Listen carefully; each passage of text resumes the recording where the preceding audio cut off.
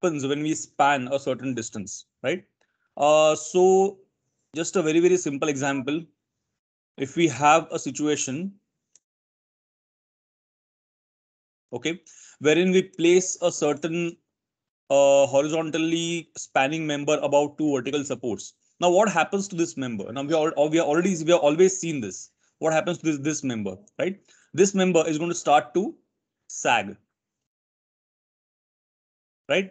I think that's clear enough. Yeah. And we have learned about how much this sagging will happen. You have learned about how much this deflection will be, all of these things. Yeah. And obviously, there are certain ways in which you try to reduce that sagging, because the more a structure sags, okay, the more deflection occurs, okay, the more kind of compressive and bending loads that, or I should say bending loads which include compression and tension, start to act on this member, right?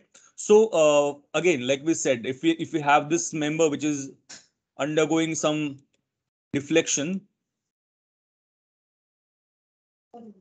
okay, we know that the top portions of this member go under compression and the bottom layers go under tension, and there is something called as a neutral axis which does not go under either of those. We have learned all of this in our theory, in our structures classes. And we also know that the depth of this member, whatever is the depth of this member, okay, that is something which helps us to combat that deflection. Okay. Now you will understand this when you realize that the standard kind of what happens is, there is a, when this structure spans and takes a certain load, there is a certain bending moment that takes place within this structure, right? Within this beam, within this example, the beam, right? And what the beam needs to do is needs to resist that bending moment, right? And we know that the maximum bending moment occurs somewhere over here in the case of a UDL, okay, and a minimum bending moment happens to occurs over here in case of a simply supported structure. So if you look at the standard equation of a beam, when we try to design it for bending, it is given by that the moment of resistance is equal to Q B D squared, right? Now you may have come across this equation, or you may have not, or you may have come across this equation in a different way. Yeah, but the standard idea of it is very simple, that the Q here is a constant, that's kind of that's a function of the material of the beam, okay. B being the breadth, so if this is your beam in section, this is your B, and this is the depth, that is D, or the effective depth, I should say. Okay. Again, don't get too much into the integralities of this, but just try to understand what is happening. Yeah. So what you can understand from this is that if I increase this depth, this moment of resistance will go up, right? Meaning that the beam will be able to it will be able to withstand greater amount of moment, right? Greater amount of bending moment. If I reduce this D, okay, obviously the moment of resistance will go down. So a deeper beam will be able to span more than a shallower beam, right? Simple enough. Also look at this. This is BD squared, right? So if I reduce the depth of the beam, okay, by a certain factor, but I also increase the breadth of the beam. So I reduce this D. Okay, let me just use a different color so it will be clear what I'm doing. So if I reduce the D by a certain amount, this is the new depth of the beam, okay, but I increase the breadth by a certain amount, okay, then I can keep this as constant. And you can see this happening when you look at some things like flat slabs. You have studied flat slabs, in which what happens is, if you cut a section through a flat slab, yeah, what happens is you have this slab, you have your capitals, right? You have your sorry, the drop panel, I should say the capital then, and then you have your column over here, right? So what is happening here is that this entire panel is actually acting like a beam, right? In case of the flat slab. So you can see here the depth has reduced to a certain extent, but also the breadth has increased, or the width of the column has increased a great deal, right? So this particular part of the slab itself is acting like a beam. The point of all this is to understand that as we increase the depth, increase this length, increase this span between two supports, okay, these are certain strategies that we go into, that we start to do when we are trying to trying to make sure that this particular member is able to withstand that particular span. Yeah, and that is what we call as a long span structure. Now, this is just one of the different strategies that are done when we kind of do this. Okay, so what are some of the other ideas behind it? Okay, right now I'm just going to talk about this conceptually, and then I'll go into the examples of it. Yeah. So again, we looked at this example wherein we had this support, right? I placed my vertical or my horizontal spanning member on top of these supports. Yeah, and the member started to sag. Yeah. Now we have seen that what happens is that here the bending moment is zero. Here the bending moment is zero. Here the bending moment is maximum. Right. So what do I need to do in order to reduce this bending moment? Yeah. What I need to do is I need to add some moment at these supports, right? Just imagine this. Just imagine this as a rope that is being strung across two bamboos. So you got two bamboos like this, right? One and two, and you got a rope which is kind of strung across these bamboos. It is going to sag. But if I pull the rope from this side and from this side, what's going to happen? The rope's going to, kind of tighten up, and again the deflection will reduce, right? For the rope. Similarly, if I add kind of these what we call as fixed end moments at the ends of these supports, we are going to get a reduced amount of uh, moment at the center, right? And you can and again, when you do the fixed end moments, you will prove this mathematically. You take up any beam which is simply supported, you calculate the bending moment at the center, and you take the same beam with the same span and same load, and you introduce fixed end moments. This moment will reduce. So if this moment reduces, this required amount of resistance reduces, therefore this required depth reduces, right? That's the simple kind of progression that we come across in such kind of examples. But what are other ways in which you could do this? Now, as we have seen here, we have increased the depth of this beam in order to allow it to span a greater distance. But as I increase the depth or the breadth, so basically either B or D, as I increase it, what starts to happen is that the beam itself will start to experience some added dead loads, right? And it will come to a point where the dead load of the beam becomes so great that the beam itself is no longer able to span that distance that is supposed to span. And so I try to reduce the weight of this beam, right? And there are different ways of doing that.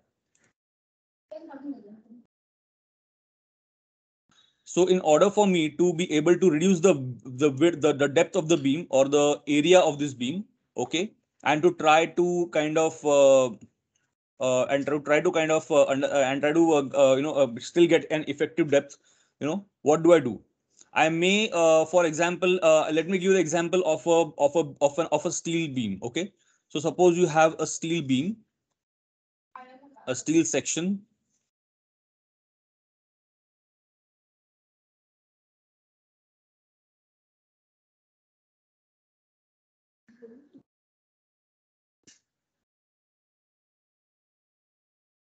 Right, these are your two flanges, and then there's the web in between, right? This is the effective depth of my beam, of my steel beam section, I section. Yep. Now this is the neutral axis.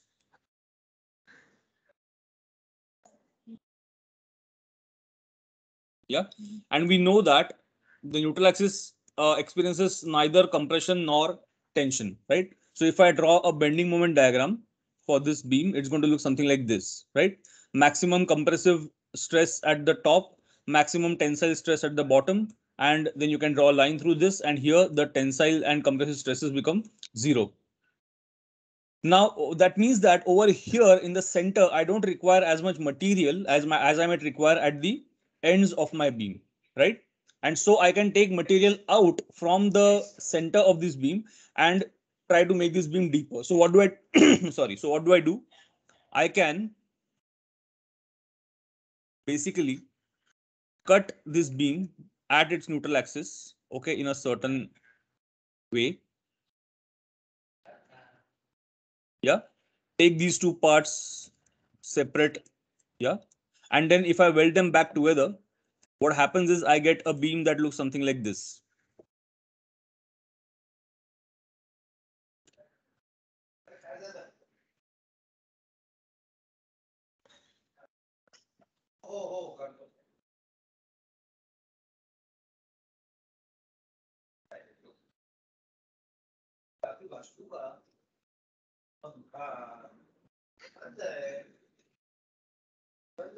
Okay, wherein these are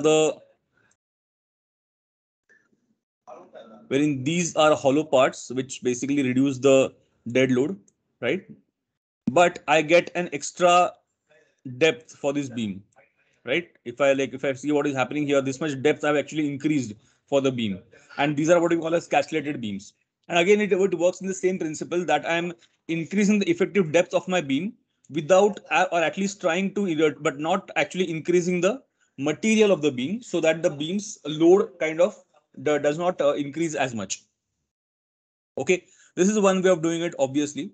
And then there are obviously the other ways which are quite old ways that are of doing it. That if I have a member which is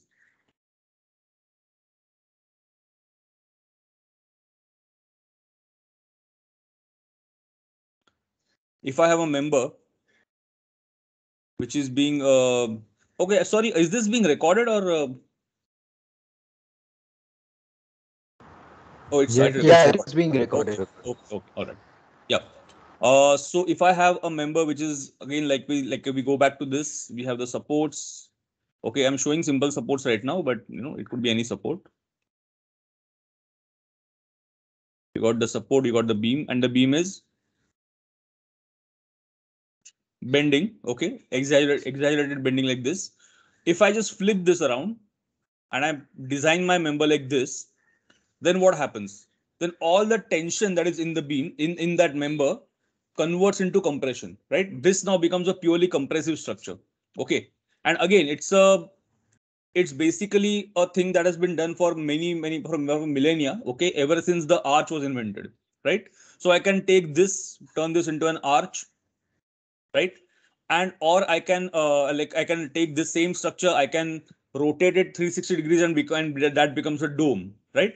And in both examples, what is happening is that I have taken a beam, okay, which is basically a structure which experiences both compression and tension, and turned it into a structure which experiences purely compression, right? And that allows me to span a greater distance, because I have taken the loads that are going to come onto this structure, and I have just basically I have tried to more efficiently kind of send them to the supports of the structure which are there on either end. So the bending is eliminated for the most part, and therefore I'm able to span a longer distance. And this is the main kind of difference you can find between, say, a Greek structure which is basically this, okay, and a Roman structure which is basically this. Yeah, Romans knew how to build arch, Greeks did not. I think we have talked about this before, right? And so these are two fundamental ways in which long span structures are built. Okay, one is by creating ways in by which you can try to reduce the bending of a member, and another in which you can actually try to eliminate bending altogether through structures that are either purely compressive or purely tensile. And so this is what we get, right? We get two types of long span structures, which is a bending structure, which is one type of it, which consists of structures that experience both compression and tension. That is, examples are girders, two-way grids, trusses, space frames, etc. Which all of these I believe you have covered in your structures or your construction classes. Yeah. And the second is the funicular structures. Funicular basically means something that is either in pure compression or pure tension. Okay. It comes from the from a Latin word called funica, which means rope. Okay, funicum, I think, which means rope. And it is called that because you may have heard of a funicular tram, right, or a funicular train. And in that there are two cars, and so it's a one car is here and one car is here along two different tracks, and they are both connected by the means of a single, well, not a rope but a cable, yeah, with a pulley system. And so this rope is always under tension. And so when one car goes down this way, it also by a tensile load pulls the other car up. So basically, this is a purely tensile kind of a thing. And so we just kind of use that same logic, okay, of a purely tensile structure or a purely compressive structure, depends on which direction you're talking about the force. And then we get, so what, then we get either parabolic arch or catenary structures. We get cable stayed roofs, vaults, domes, etc. And all of these are known as funicular structures. And you can see here this is a situation where the bending is happening. This is a situation wherein the load is kind of transferred in a way like this, and we'll talk more about that later on. But these are the two kind of uh, broad structural logics that go behind a long span structure. Yeah. So I'm just going to go into some examples of structures that kind of display such some of these examples of some of these two types. Yeah, so this is an example of an auditorium in Colombia. Okay, Auditorio Colegio de Enseñanza. Okay, it's a very interesting structure. It's a kind of a building with a habitable roof. Okay, it's a green roof with a ramp that leads up to it, and it's kind of built onto a slope. Yeah, and it's a building which is very close to what we are doing. It's a community center and as well as an auditorium. Okay, the ground level of the structure, it's completely given over to the public functions. So you can see a plan over here. This is the ground floor plan of the structure. You can see here, these are your columns at the periphery. Okay, and you can see they are in these bunches, and we'll talk about that as well. And the entire columnless structure in the center, it's kind of it's given up to like a this is a basketball court and I think like a tennis court or something. Okay, basically this is a play area for the local children and what. Okay, and then as we go to the upper level, the first floor, this is the auditorium. And obviously the auditorium has to be a long span structure without any kind of columns in between. Yeah. And so you can see the way it is cut. You can see here at this level you got your toilets and your lobbies and all these kind of things. And you got your this is the part that's getting cut, that's going all the way to the ground floor. Yeah. And this is the entire plan of the upper floor, wherein you have the stage at this side and you have the seating at this side. This is a pretty large auditorium. I think it's something like I believe it's something like 1200 seats, but I'm not entirely sure. But it's a pretty large auditorium. Yeah. And you can see that the way in which this auditorium is built, it's got only these columns, and just look at the way the columns are moving. Okay, and that's because the columns they're basically radial columns. Okay, they start at the bottom, and you can see here in the section how they work, right? These are your columns. They start together and then they kind of radiate into these. You can see one cluster of columns here, the other cluster of columns is here. Okay, and then there's a third one which is here, right? And what these columns are doing is they're supporting these really extremely heavy beams. Okay, so you can see these beams that are actually spanning across those columns. Yeah, you can see these are the kind of the heavy kind of beams. And you can see that the beams are the ones that are taking the entire span of this structure. Yeah. So here we are looking at basic, a very basic kind of structural logic, which says that if you increase the depth of a beam, that beam is going to be able to span a greater distance, right? It's basically brute force trauma. Yeah, you're throwing material at a problem. Okay, So I have a very heavy beam. It's spanning, and that is taking the load, right? And it's a pretty standard kind of auditorium structure. So you have the beams that are going across like this, and you have a raker beam. Okay, by the way, this is called as a raker beam, which is spanning between those heavy beams that we have. Okay, and a raker beam is basically this kind of a inclined beam with kind of a stepped profile that supports the auditorium slab above. Okay, which of course has a stepped profile. And again, the roof is constructed in a similar way. These beams basically just rest on those columns that we have. Yeah, and they are at a certain distance. I think the distance here is something like between these two means something like 5 or 6 meters. So that's not a very great distance. And then the beam just kind of the roof just kind of rests on those beams very simply. No problems for the roof slab. Yeah. These are certain images of it that shows exactly what I mean. So these are your heavy columns that are going up. Okay, and these are your heavy beams, the primary beams that are going across those columns. That's your raker beams. Those are your raker beams, as you can see, that are spanning across these heavy beams. So they are secondary. And then we have a tertiary set of ribs that are going and spanning between the raker beams, right? And that is your basic structural grid. Now, about the width of the diameter of these columns. Yeah. There was some people who asked this question, like what exactly should be the diameter of the column or the dimension of the column. Okay. Now the dimension of the column is actually engineered. It's calculated as per the loads and the length of the column, etc.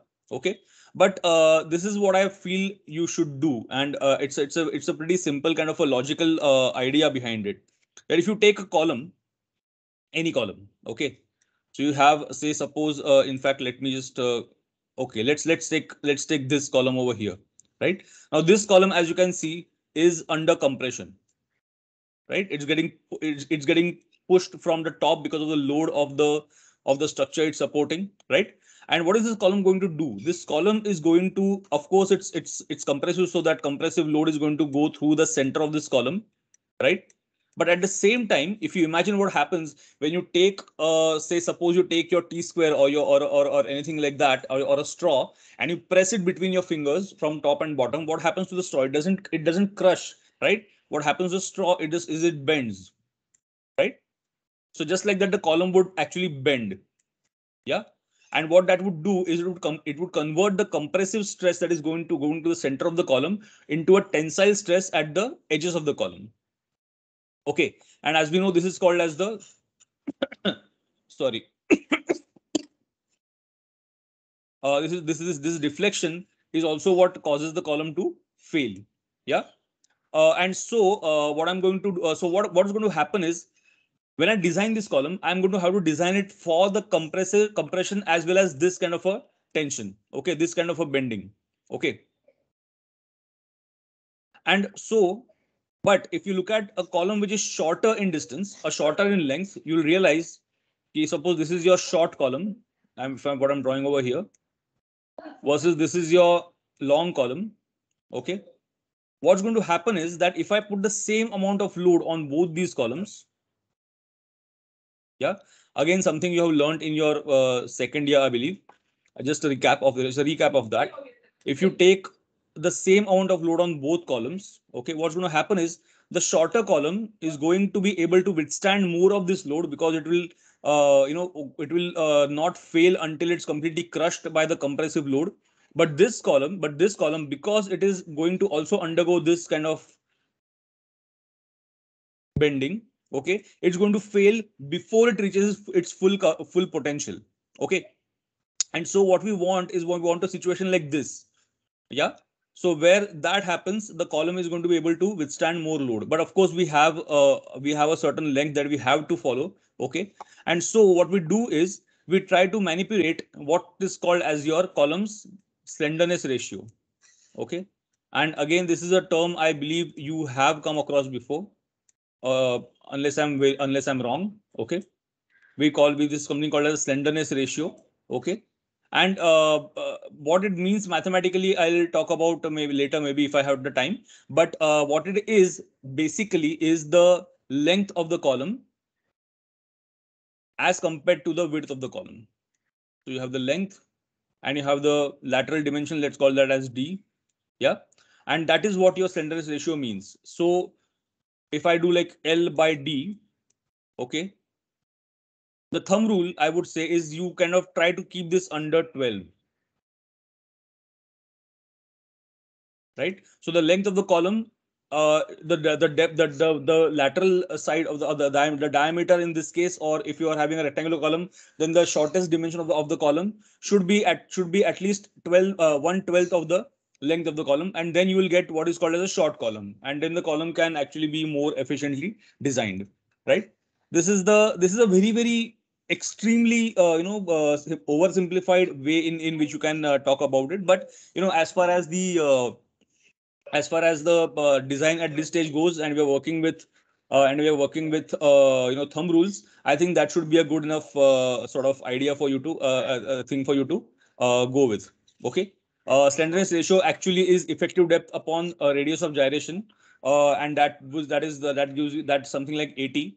But again, if you are able to calculate the radius of gyration of your column, which is ak squared, so what? Sorry, under root of I upon A, which is moment of inertia upon area. All of these are second year things. Okay, if you remember them, then you will be able to calculate the K, which is this, and you know the L, and so on and so forth. So again, that's basically how your columns get designed. Okay. So but this is a good thumb rule for you to kind of for you to use in your design purposes, that the length of the column by the least lateral dimension of the column should be, the ratio should be at least 12. Yeah, if it goes above 12, then that's a long column, then it will start to buckle. Okay, this is called as buckling, by the way. Yeah, this is another view of the same structure.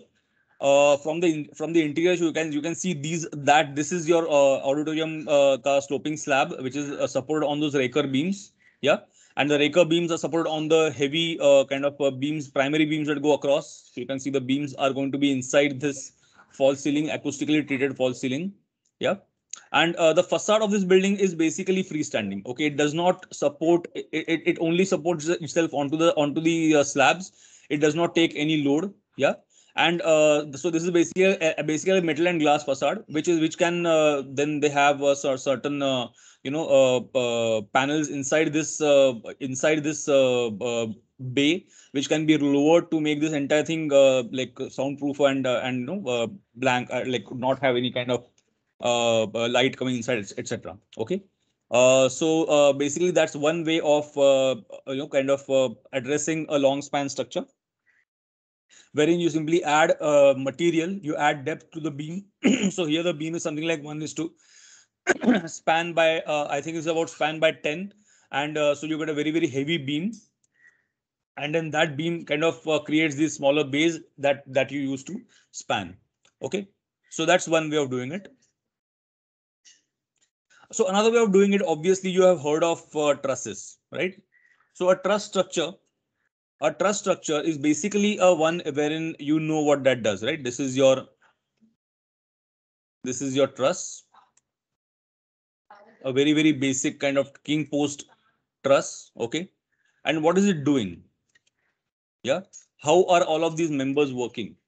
If you look at the load that's coming from on these members, okay, let's say the load is coming like this, and a load obviously here means the dead load of the truss and its finishes, the live load of the finishes. Okay, if you can just try to understand the way what these members are doing, if I just put this rafter, if I just put this principal rafter without any supports, it is going to start to sag like this, right? This is exaggerated, but you'll understand what I mean. Both of these are going to start to sag like this, right? So they require support at the mid in the middle. So that's why you have the struts. So you can see what is happening. This particular member is under both tension and compression, right? It's supported by this guy, this strut, which is under compression because it's kind of getting pushed this way by the load of the rafter. And Again, you have the central kind of post, which is also under compression, right? And all of these are resting on this tie, which is actually under tension. It's kind of getting pulled on both sides, because you can imagine what is happening to this now. The the rafter that you have over here is actually giving this kind of a lateral load to this truss, or to this tie rather, and the tie is therefore resolving this force by pushing it outwards, right? And in that bargain, the tie is getting pulled on both directions, so the tie is in tension, right? So you have this kind of a situation wherein there are compressive loads and there are tensile loads, and they're all coming together to kind of stabilize this structure. Yeah. And again, as we have seen, the longer we span this truss, okay, the we get different kinds of designs for the so for example, if you take this longer this kind of a situation where you have a longer rafter, you will require more amount of supports to it, right? You require more amount of supports to it. And if you have a support like this support might be, you might require, more kind of bracing for this as well. And then you might end up with a truss that looks something like this, and this may be in steel, or and that depends upon your design. And again, as we reach the limit of a material, we change the material, right? As we go so longer and longer, if we reach the limit of the material, we just change the material. However, what we can also do is we can take a different material, okay, or the same material, and we can design it in such a way that the design accentuates that material's inherent strengths. So, case in point, we have this bamboo auditorium designed by the Institute of Housing and Urbanism in Santiago, in Peru. Okay. And what we can see over here is that they have actually used bamboo as a material to build this open air auditorium. Okay.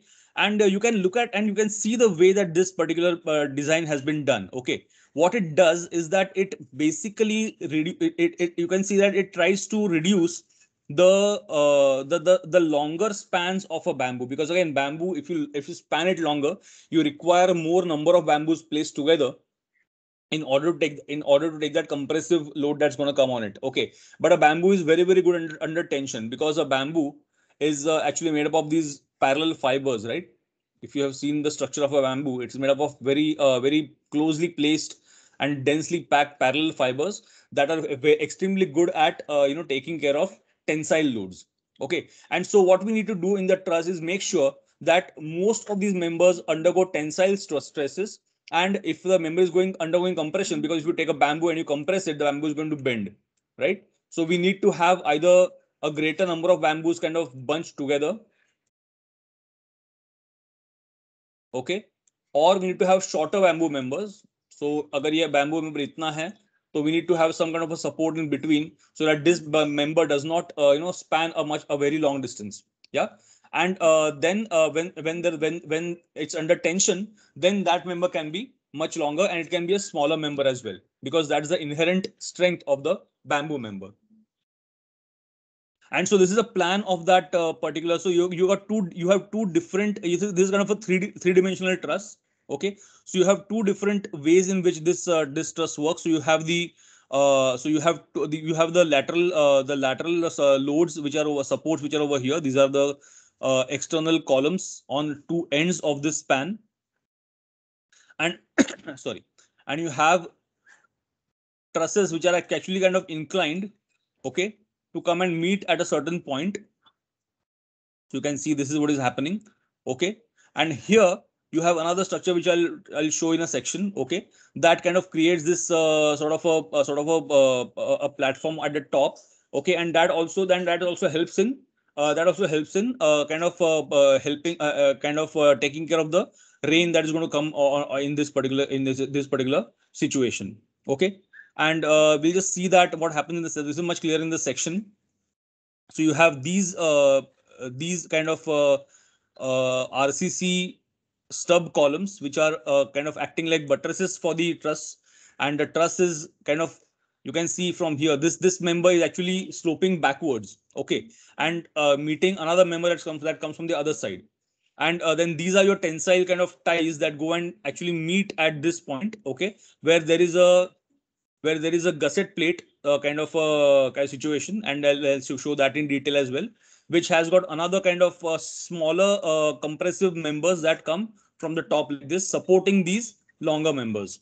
Okay, and we can see this more clearly from the other side as well. So you can see these are your those longer members which are actually coming from both sides. It's like I said, a three-dimensional truss, right?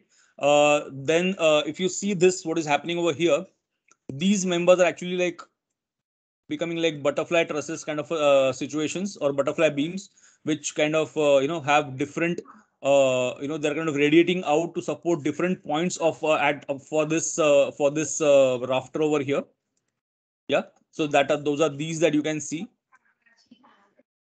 And then you have got the secondary truss, which is kind of coming like this, and you can see here, this is where all those things meet.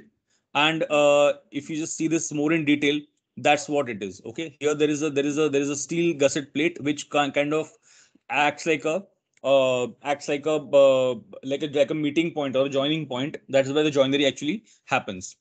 uh this is an image of that. So this is that gusset plate that is there in 3 dimensions. Okay, and that's where all the bamboos come and meet, and they are actually bolted together. So you can see these bolts that are working in that way. This is that meeting point over there. Okay, so the point here is this. Okay, this entire structure has been designed in bamboo, but it has been designed in a way that accentuates the bamboo's strengths, and that allows the bamboo to span a much greater distance. Like if I did a conventional truss that I do in timber or steel, in bamboo, then that would probably not work, because that would work more to the inherent properties of steel and concrete, and sorry, steel and timber, and not necessarily that of bamboo. Some more images of this same structure. Yeah, so you can see these are the purlins that are going, supporting the kind of the sloping rafter members and on the top, and then the purlins are supported by these struts. Okay, and the struts, as you can see, they have been deliberately kept as short as possible. This one strut which goes longer, you can see, is actually made up of several bamboo sections. Okay, because that requires an amount of surface area to withstand the compression. And these are your RCC buttressing kind of columns. As you can see, they are designed in a way, because these are going to place lateral loads on the column. So the column is designed like a retaining wall, or that kind of a section is done, and that's how it works. Yeah. So we have talked about the bending structures, the truss and the beam. Okay, but what we can do is now we can also talk about the catenary structures, right, or the funicular structures. So as we know, the way that the arch kind of works. Okay, if you have an arch, let's call this an arch. Okay, I mean it is an arch, but some. So this is an arch. I put a load on this arch. What happens to the load? The load gets resolved into two components, right? One is a horizontal component, and one is a vertical component. Yeah. What happens is that there's a resultant of this which kind of goes in this direction. Yeah. What the arch does, very very simply, is that it kind of carries that resultant through various iterations, right? So these wedge-shaped blocks of the arch actually kind of transfer that load, okay, down, so that it becomes more vertical, okay, and then the vertical load is then taken down by the column or the pier or whatever it is that's supporting the arch. That's the basic kind of idea behind the arch. But in arch, you have what if the arch you have studied before are either semicircular, or they're segmental, or there's some kind of a sphere. Okay, some kind of or a circle. There's some kind of a iteration of a circle. Maybe two circles kind of intersecting, or two arcs intersecting, things, or three arcs intersecting, whatever it is. Okay, but if you look at what we call catenary structures, they work on a similar principle, but they actually try make the arch more efficient. Okay, and to understand it, we need to just think of a situation wherein somebody is throwing a ball. So suppose this is a this is a person, okay, who is throwing a ball, and they throw a ball at a certain distance. So there's another person standing over here, and they're both playing catch. So this person throws a ball. The ball kind of travels this way, reaches the other person, or the ball may if the person may throw a ball higher into the air, so it travels this way and it again reaches the other person, or they may throw it even higher, so they throw it this way, doesn't reach the other person, it falls short, it comes like this. Yeah, now what is happening in all these situations? The ball that this person is throwing, so let's say this red thing is the ball, this is the different points along the trajectory of that ball. Okay, okay, at all of these points gravity is acting on the ball, it's trying to pull the ball down towards the earth.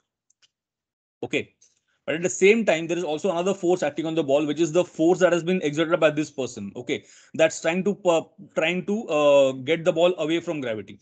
At this point the force exerted by this person is greater and gravity is comparatively having a lesser effect on the ball. But as you can see, what happens is as the ball moves further and further away, the effect of gravity starts becoming stronger and stronger until it reaches an apogee. Okay, and from there onwards the ball is going to start to come down because the effect of gravity is going to start working more and more. Okay, similar to this, right here what is happening is there is more force in the lateral direction than there is in the vertical direction, and so the ball doesn't go too high but simply travels far. But at the same time the same thing is happening, the same logic is actually taking place, that as the ball goes further and further away from this point, okay, the action of gravity is going to try and become is going to actually become greater and greater, right? That is what the logic is behind the throwing of this ball, and that's why you get this shape. You don't actually get a sphere, right? No ball actually travels in like a semicircular trajectory. Okay, it will always kind of follow this parabola. Yeah, uh, if you kind of bring this back to our structures, like we learned this, we have a beam that spans like this, and you have a uniformly distributed load on the beam. Okay, what happens to the beam? The beam sags, but it sags in what way? It sags in a parabola. Okay, why? Because if you remember, what happens is that the movement that happens over here, yeah, it's given by what? It's given by W L squared by I believe it's 8. I may be wrong. 8 or 12, something of the sort. Doesn't matter. The point is that look at this exponent over here. Okay, what does this mean? That as the L increases, okay, let's just talk about it from this in this diagram itself. As the length increases in a certain by a certain amount, okay, the moment is going to increase by an exponential, right? So as the increases for once if it goes up by 1, the moment increases by 1. But if it goes up by 2, the moment increases by 4. If it goes up by 6, the moment increases by 12, 36, etc. Okay, so that's why we get this, and this is the classic kind of sort of equation of a parabola. Okay, and so if I design my beam in this way, kind of to resist this, what I'm going to get is this kind of a shape. And very, very famously, you may have seen this image before. These are catenary structures. Okay, so what they have done is they have simply taken a chain. Okay, they have added weights to the chain to see how the chain reacts under these weights and what kind of a shape it takes. And obviously that becomes the most efficient kind of shape, this kind of a parabolic shape, a catenary shape, to transfer those loads. If we are transferring it like this, if I just take this and I kind of turn it around on its head, okay, I'm going to get a catenary shape. This is another way of looking at it. So you can see that these are different parabolic arches that are there in a single structure. Okay, And the way in which these kind of work, if you can just see over here what is happening, the red one, okay, here the rise is not that much, but it kind of spans a greater distance. Here the rise is greater, but it spans a shorter distance. Yeah. So if I just kind of turn it around like this is what it looks like. Yeah. So this is the logic behind your catenary structure. Okay, and it has been used to perfection by many architects to create long span buildings. Okay. Yeah. So here we have a building, again, a very, very famous building by Eero Saarinen. Okay. This is in New Haven. This is in actually inside the campus of Yale University. Yale or Princeton? Yale University in New Haven. It's a skating rink. Okay. And again, the structure is actually really, really simple. Okay.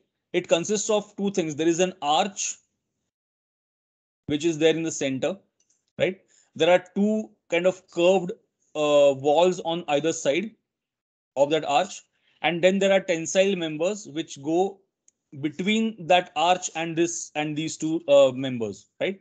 And so this is what it looks like from the inside. So these are your kind of cables that span between the arch and the curved wall at the edge, and that allows this entire structure to stand without any column support in the middle, right? uh this is an image of the arch being, so this is the first thing that was actually built. Okay, the building is called the whale because it's got the shape of a whale. Now if you see a whale from top, it's got its backbone and it's got the other kind of the shape from the side. But because this wall is also curved, that's what the building looks like. And you can see the way that this building is put together. Simple. There is a central arch, quite heavy. Okay. Then there are the cables that are running across. The cables actually support the timber roof on top of this structure, on top of this building. Okay. So the timber panels don't really have to span too much. They just have to span between these cables.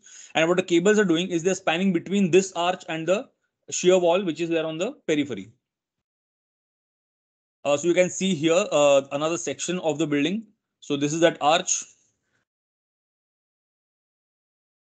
right? And these are those curved walls that we were talking about. And if you look at a 3D of this building, you can see more clearly what is happening.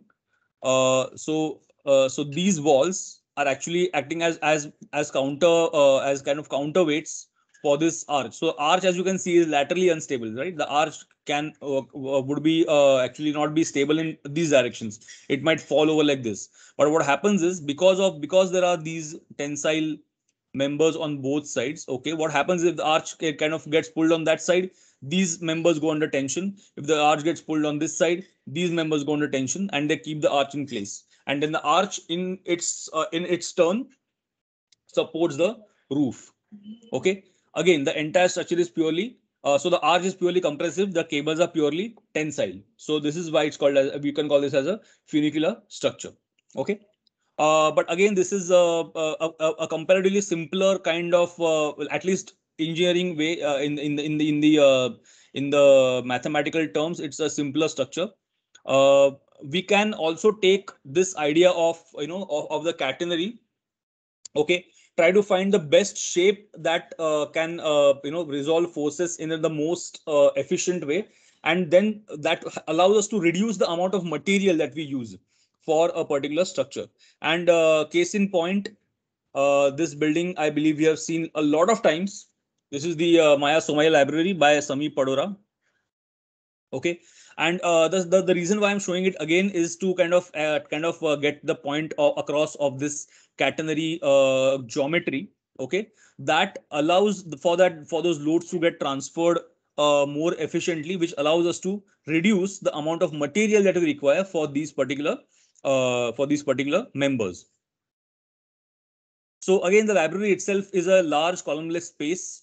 Yeah. And so if you see the way in which these sections work, each of these section is a catenary arch. Okay. And of course, it was generated on a software. The best ways in which this kind of these kind of shapes, this kind of a grid would get formed. And we have talked about this, right? If you look at a conventional tray-based structure, we have a kind of a vertical and horizontal way in which in which loads are transferred, and here the forces are going to be distributed like this on a vault. So here, if you no matter how you cut this structure, you're going to get a catenary vault, right?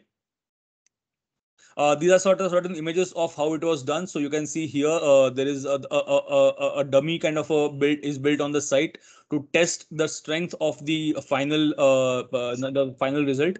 And here we see how it was actually put together. So you had three layers of there's a brick, then there is a concrete layer with steel mesh inside, and then there is another layer of brick, and then another concrete layer and another layer of brick. So you get basically this 33 bricks, well, like a very flat brick that you get over here. And sorry. And so the overall section is going to be much is going to be much sleeker and much thinner than what you would find elsewhere. Yeah. And again, this is the geometry at work, which eliminates the need for a heavier kind of member to support it. These are certain views of the building. Again, you have seen these many times, I believe. Okay. But just to kind of elaborate more on that, I want to talk about this particular part. Is again, this arch is going to, or this vault, I should say, is going to exert a lateral load on the building. Okay, and therefore you cannot have a foundation that goes just straight down. Yeah, it has to kind of account for that lateral loading, and so that's why you can see the way that this particular foundation has been designed. So you can see it over here as well. This foundation should not, so if you see, if this is not designed in the proper way, what would happen, and this has happened in the past to other buildings, is that the foundation actually slips. Okay, it can actually move in this direction because of the lateral loads, and then the whole arch just kind of, this is the arch, and the lateral and the foundation moves, the arch just kind of falls. Okay, it falls flat, right? So that's exactly what is happening here. The loads are being transferred this way. If you can see over here, this is the direction in which the load is traveling. Yeah, and the foundation is designed exactly as a buttress against that kind of a lateral load. Okay. So these are just some of the examples. I believe we are running out of time. But I'm just want to cover one more thing. Okay. Some of you have gone for portal frames as your structures, which I noticed in the past few weeks.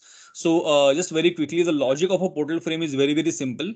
You have this kind of a situation, right, where you have a vertical and a horizontal, vertical supports on and a horizontal member that kind of spans across those supports. Okay. The logic of a portal frame is basically to create fixed end moments at these points. Okay. And so what happens there is it reduces the moment that each of these members is going to, the maximum moment that each of these members is going to face. So just to kind of understand what I mean by that is, if I take this column, it's going to face zero moment here, zero moment there, and therefore it's going to bend like this. This is going to bend like this. This is going to bend like this, right? Again, very exaggerated. But if I kind of understand what a portal frame does, so I'm just going to draw a kind of a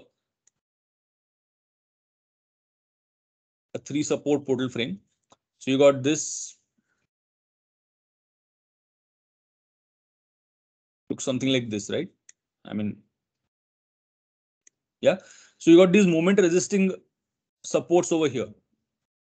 So to understand this, if I draw a bending moment diagram of this, what is happening is, okay, this is your structure. Okay, here we have a fixed end moment. This is zero. We have a fixed end moment over here. We have a fixed end moment over here. Same happening on this side. Okay, and so what this does is that it kind of, so because the moment is being kind of taken care of over here, again, something I'll not go into detail right now, the moment that is going to happen over here gets reduced. So the positive bending moment actually gets reduced, and so you are able to span a much greater distance. Yeah, that's the basic idea behind. So the main kind of the sorry, the main sort of understanding behind this, sorry, it's more like, yeah, like this. So the more main kind of understanding behind this is that these supports have to be moment resisting. So you might see this in the form of, suppose it's in steel, then you might see this in the form of these kind of bracket members that might be added over here that you might have seen in your portal frame structures, and those are the ones that are actually going to create that opposing bending moment to that moment at the apex of the span. Okay. All right, so I think that is all. I have gone slightly above time, but I think that's all from my side. Yeah, are there any questions or any comments from someone else, please? Shantanu, for the bamboo structures, Sorry. that you showed Yeah. us, the ones with the concrete buttress and the kind of truss, Yes. would it be possible that the concrete buttress could also have been accomplished in bamboo? See, again, it's a buttress. Okay, it's basically going to take compressive and lateral loads. Okay, so had it been done in bamboo, then you would have required a lot more bamboo than you would require concrete, as in terms of its area. Okay, so maybe that's the reason why they. And again, it's again a question of, maybe it's going to go to the down to the foundation. So bamboo needs to be treated more in terms of foundation. So all of these things would have played a role in that decision. So again, it ultimately boils down to what is the best material for a given particular situation. All right, thank you. Yeah. Okay. Is there anyone else?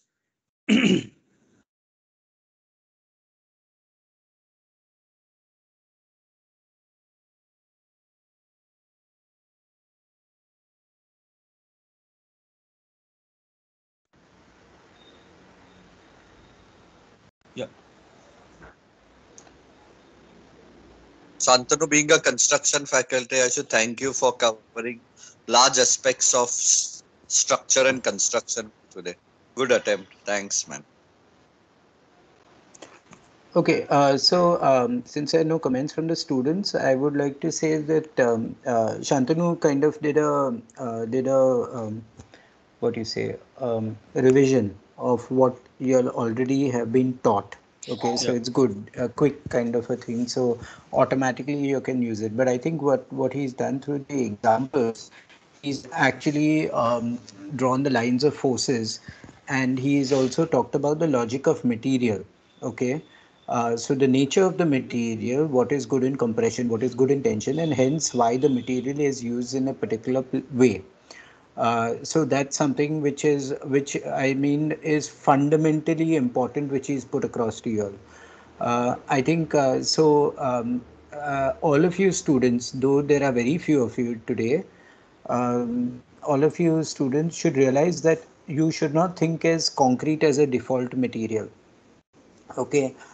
You can use steel, you can use bamboo, you can use cables, you can use various kind of things, but understand the choice of materials as architects is basically to understand the nature of the force and why you're using a particular material. Okay.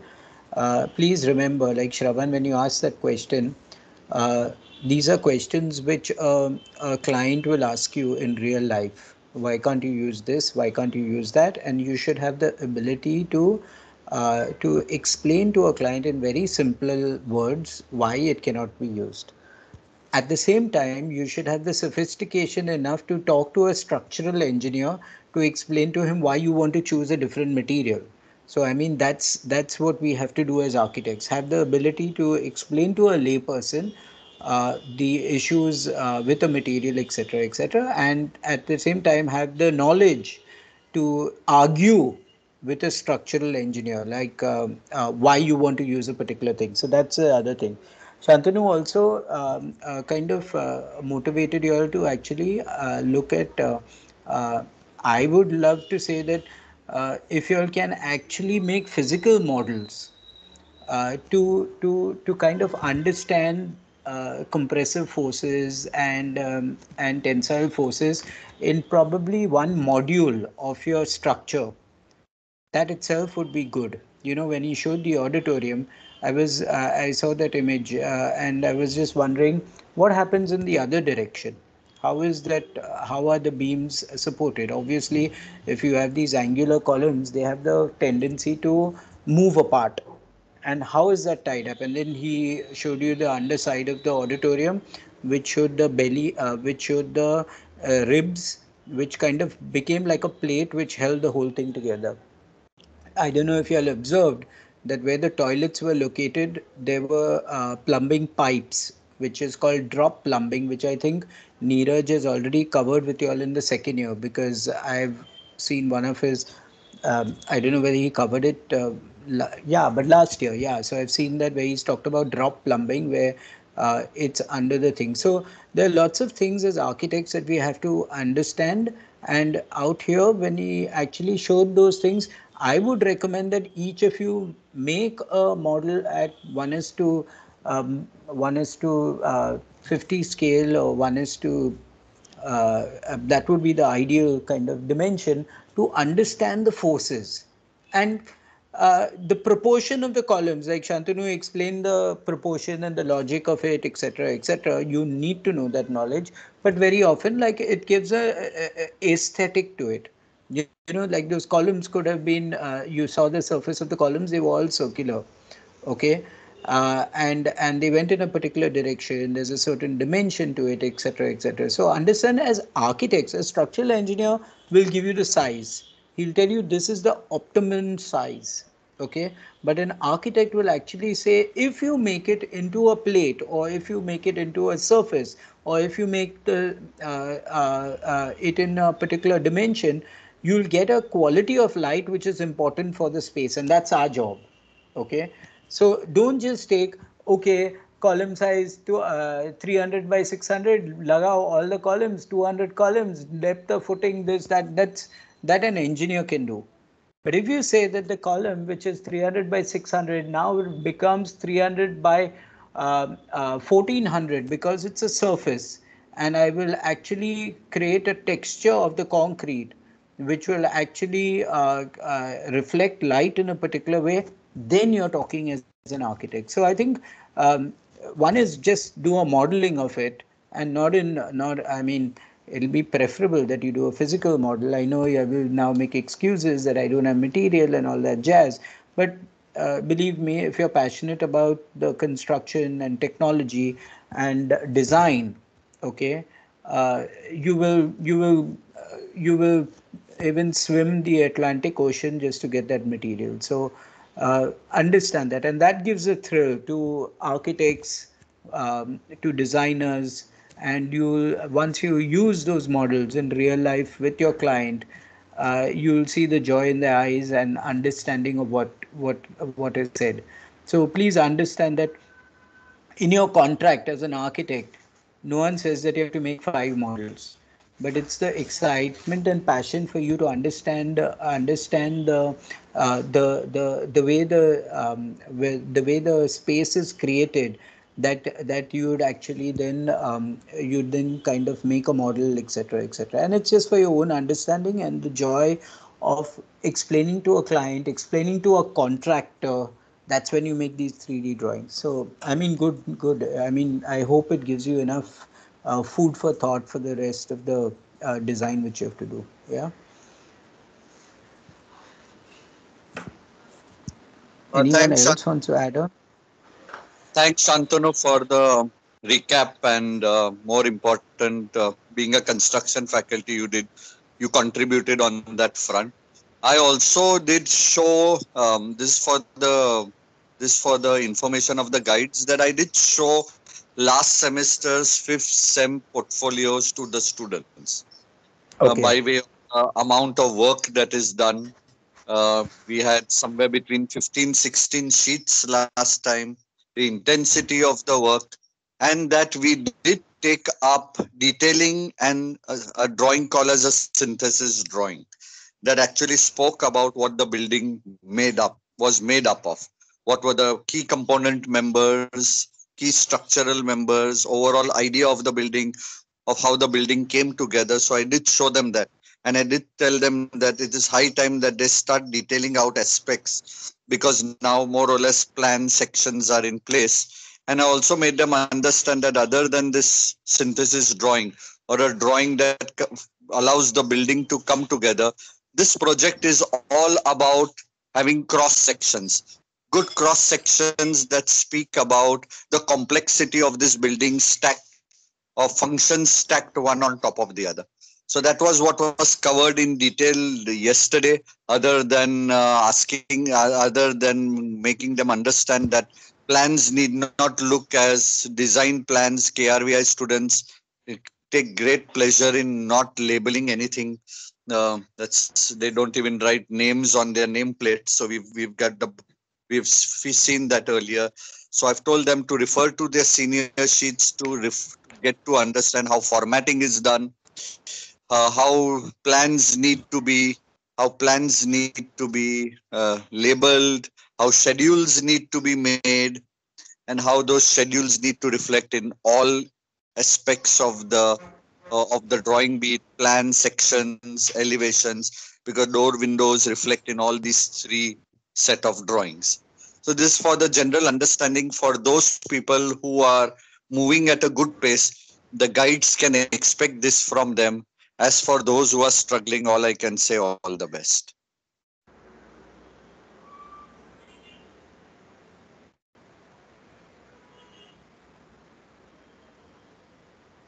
Yeah, I'm done with. Anybody else would like to comment? Otherwise, we can then. No, thanks, Shantanu. Good.